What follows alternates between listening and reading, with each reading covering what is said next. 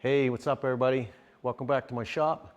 Today's video, we're going to be building a really cool, unique 2-color LED sign on the CNC. Stick around.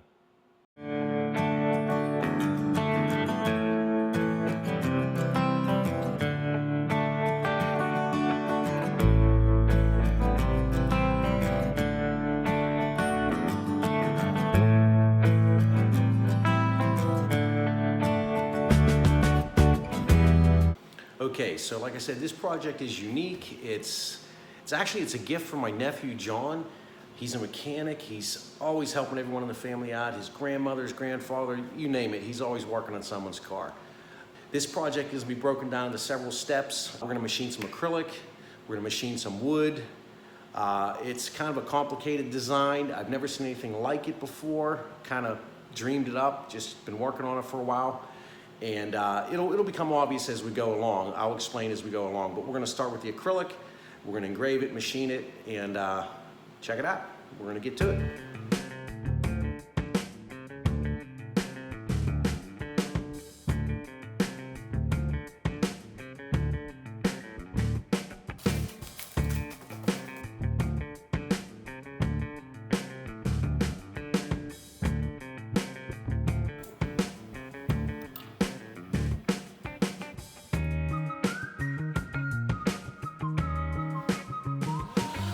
Okay, so the vacuum's on. It's kind of loud. I don't know if you can hear me okay, but with the vacuum table on, that thing is not going anywhere.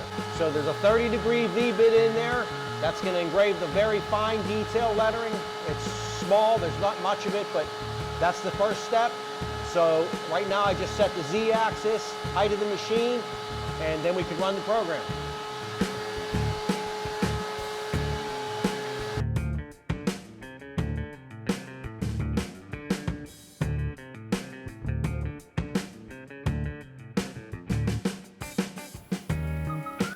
Okay, so that came out pretty good, and that's it for the fine detail. So now we're going to change the bit to a 90-degree V-bit, and we're going to finish up the rest of the carving and engraving. So it's going to take about 25 minutes, so we're going to speed this up.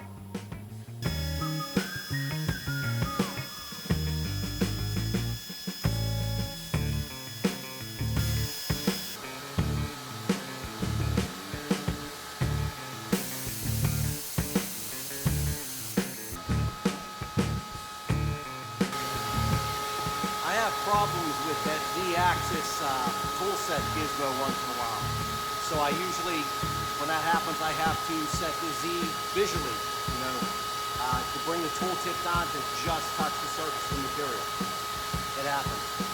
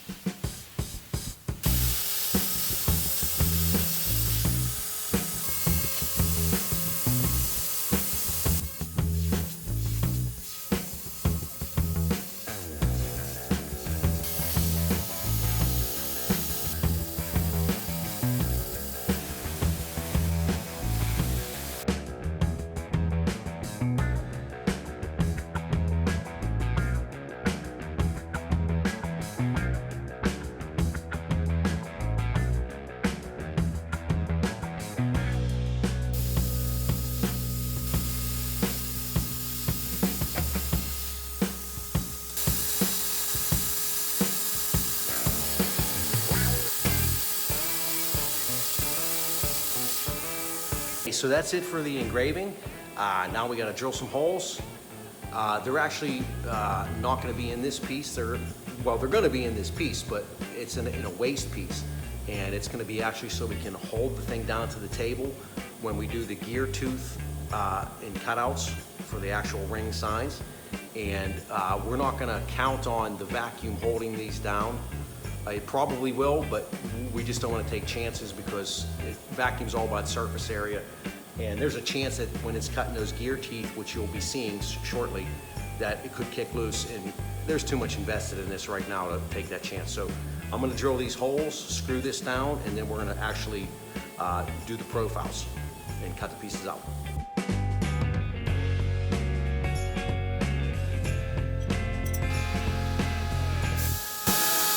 Okay, so that's the 1/8" spiral upcut oak blue fit. It's best for plastic.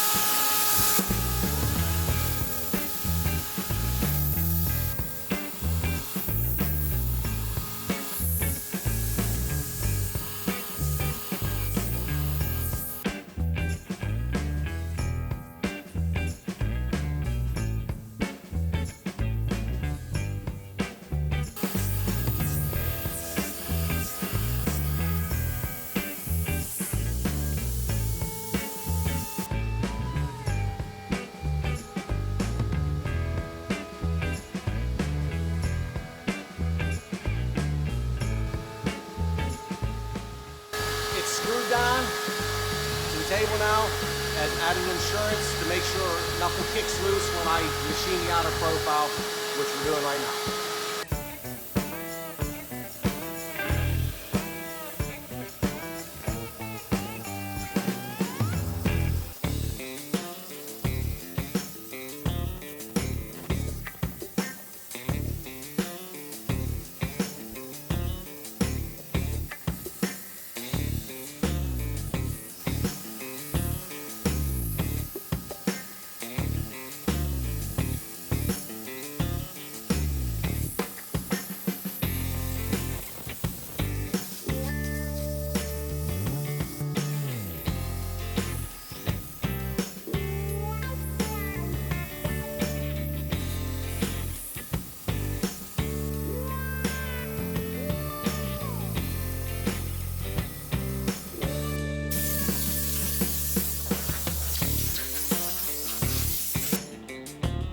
All right, well, something went wrong.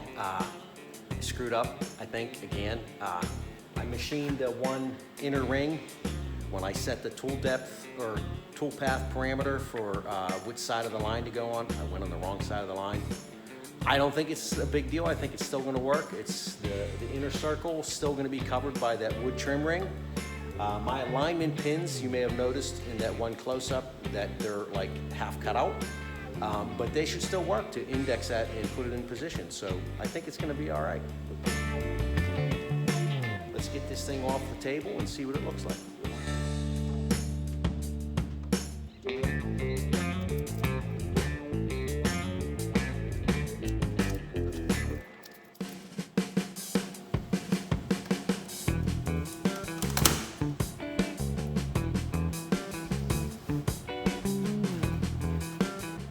Go.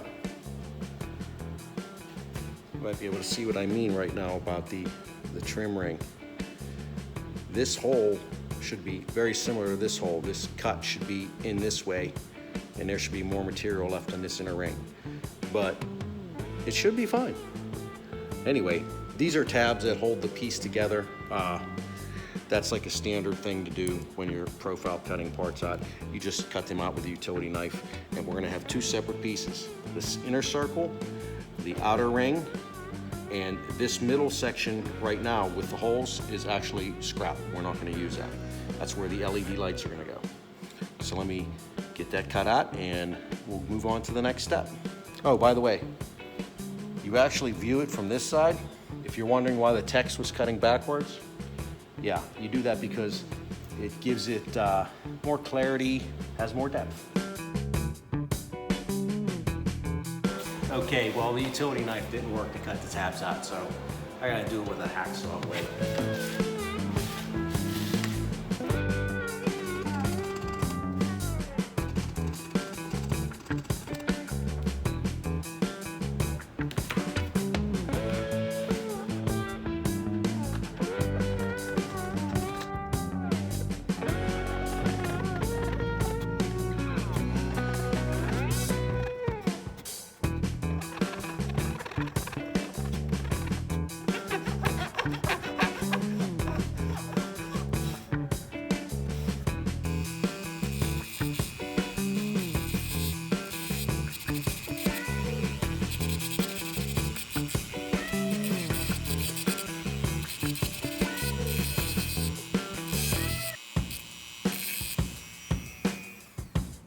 Okay, there it is all cleaned up, and boy, wouldn't you know it, what a jag-off I am. Look at that.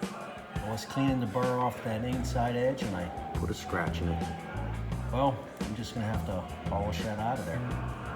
Nothing like making more work for yourself. Okay, so now we're on to the wood. I'm gonna use maple for this. Here's a piece of rough cut left over from something. Project my son did, I think. So we need to cut two pieces about 11 and a quarter inches square, and one needs to be 5/16 thick, plain down, and the other one 13/16. So I'm gonna cut them now, and then we're gonna put them on the CNC.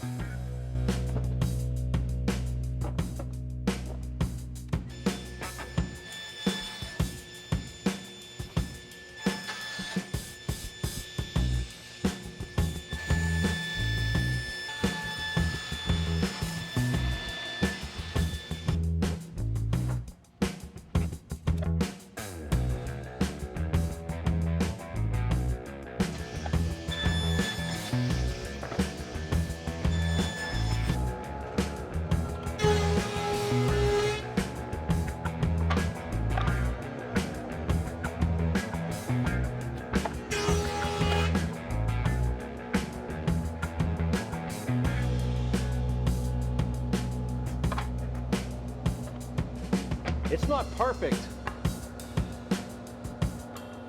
but it's pretty good.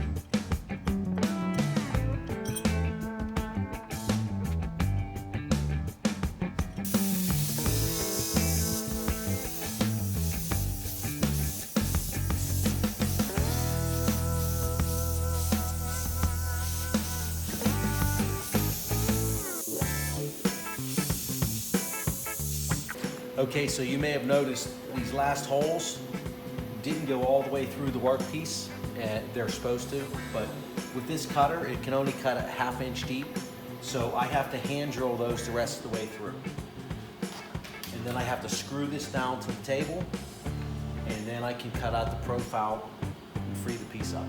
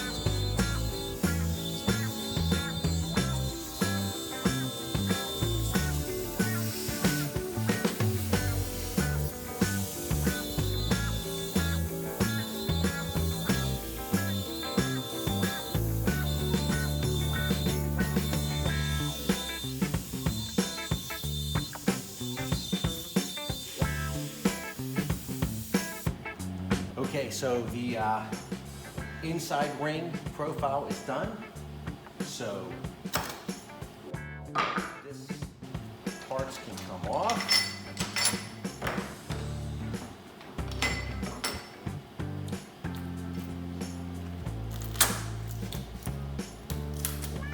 One last step, I have to drill, change the bit back to 1/8 and drill the 1/8 inch holes that are going to be in this area, for those alignment pins for the acrylic. And then this piece will be ready to come off.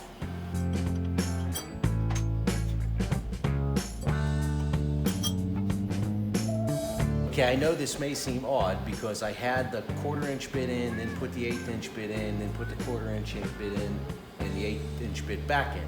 But the sequence of machining, it has to be that way because those 1/8 inch holes have to be in this outside edge, which is already machined down, and they have to be 3/16 deep. And that is actually deeper than this bit will cut. So that's the reason for doing that. It should be clear in a moment.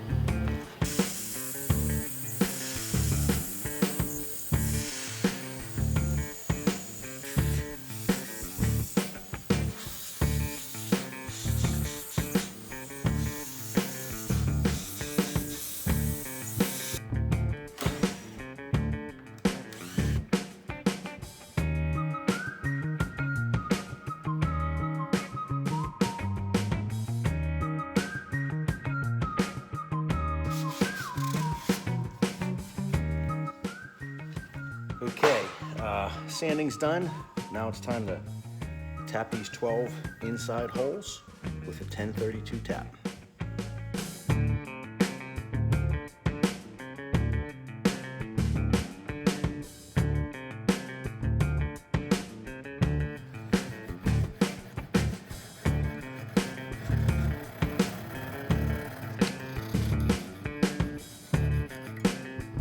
I have 8 pins. Just a hair less than 1/2 inch long. Just cut them up from some 1/8 inch TIG rod. I probably could have went to the hardware store and bought some pins, but you know, I had the rod, I had the saw, I could cut them. So I just got to put a little chamfer around the edge, and I'm gonna chuck them in the cordless drill and hold them under the file.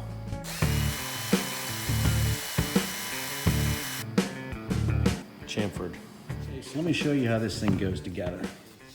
It's pretty simple. Pins we cut in there. Here's 8 pins.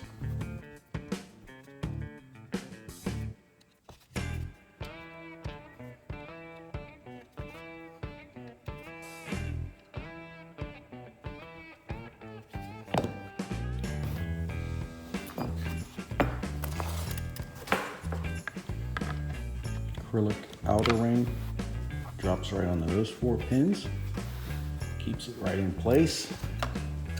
Acrylic inner ring indexes right off of those 4 pins. Trim ring goes on, screws into the tapped holes. Probably going to use socket-head cap screws for this because they look a little more mechanical. We'll see. That's what I got on hand right now. Okay, so now you can see what that groove down in here is all about. We got 2 grooves, the inner groove and the outer groove. And the inner groove, our LED strip, is going to go in there like so, you know, held with the double-sided tape.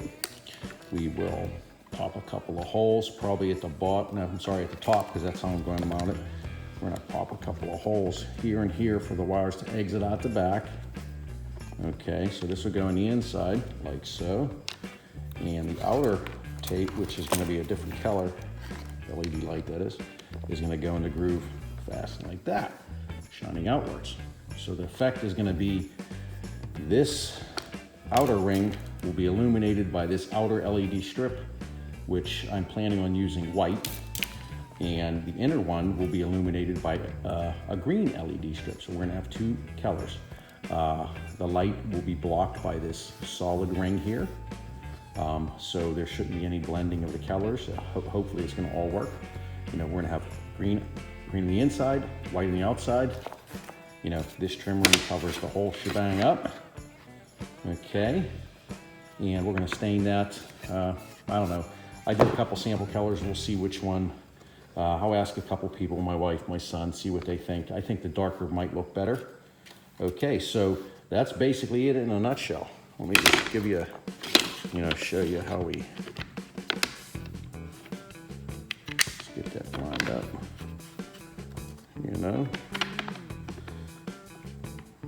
The holes are right where they're supposed to be. I'll just put 4 screws in for the moment to show you.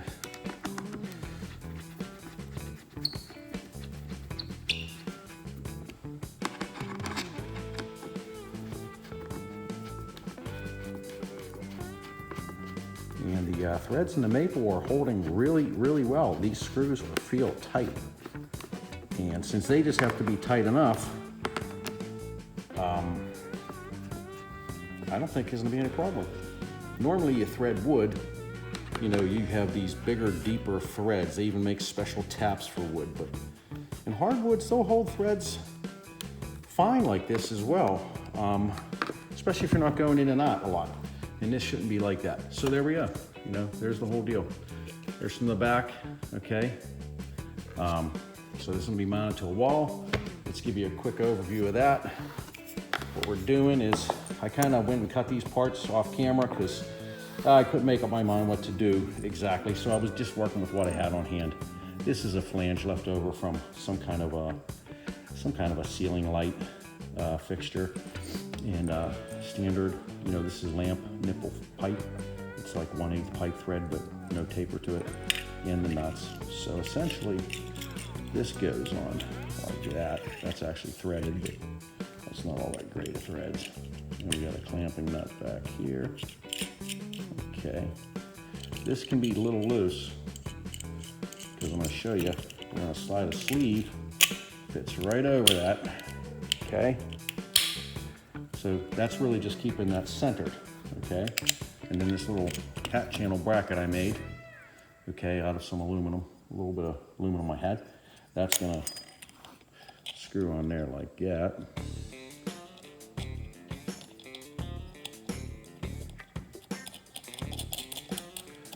And between these 2 nuts, don't want to over tighten that too much. I don't want that to stick out. I want it to be flush. So just, okay, this one here's the one we tightened on.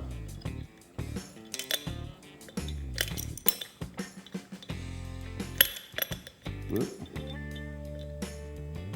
Okay, only that'll be turned so like that.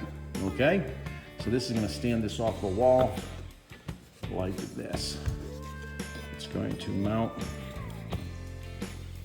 There's going to be a hole here and a hole here for the LED lights. There'll be 2 leads coming out. You can see there's a gap there. So they'll come out, go through the nipple and out this side and into the wall. Or we may put a little groove right here and run the wire down to an outlet. We'll see when we get there. I'm gonna go prepare to run it through the wall. So, and this will just wood screw, a couple good wood screws right in the back. Let's see if I can get there, like that. And then the whole thing will hang on the wall, like stood up by the wall by that much. That should give it some depth, I think. So, there we go. Let me get cracking on the staining and cutting the LED strip and soldering the leads on, and paint this up black so it kind of doesn't stand out so much, and we'll get to that.